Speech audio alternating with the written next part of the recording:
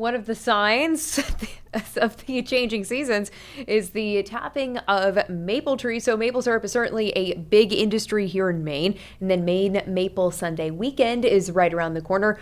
Our Katie Delaney went to a sugar house to see how it's all done.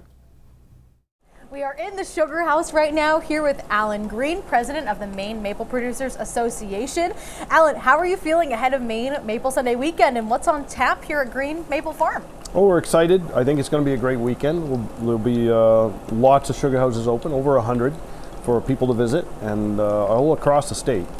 And everything from backyard producers to major sugar producers will all be open, and people have a chance to see how syrup is made.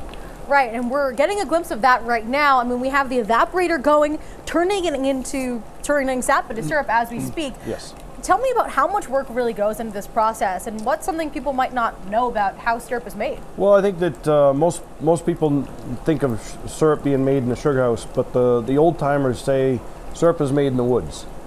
And that requires a lot of work ahead of time, getting your taps in, getting your lines ready, getting all the prep work done. And in our case, we started in October. And we actually started working in the woods in October, building out new systems, improving the systems we have. And there is thousands of hours that goes into the prep work and the work to get to where we are today. This is the easy part. Yeah. And I know that with maple syrup, the season is very weather dependent. Tell me Yes. about how the season has been going so far. So far, it's been good. We've been having the warmer days and the cold nights, which is what we really need. We've had a few anomalies. The 70-degree day was a little odd, but sap still ran. We still had a good run. I think for the most part, we're having a decent start to the season, and the weather looks like it's going to cooperate the rest of the month. I think we're looking at least a couple, 2 to 3 more weeks here in southern Maine, and even longer, of course, in northern Maine. All right, and a good weekend ahead for Maine Maple Sunday weekend.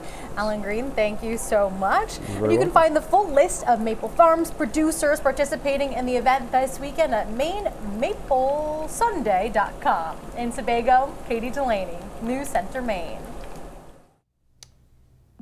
Stick with us after a quick break. Your Prime at 9 headlines, including Camden being without a police chief. And now there's a big question about who should do that job. Why some residents are fighting to keep local control while others are looking to the county. That and all the top local stories we're tracking for you coming right up.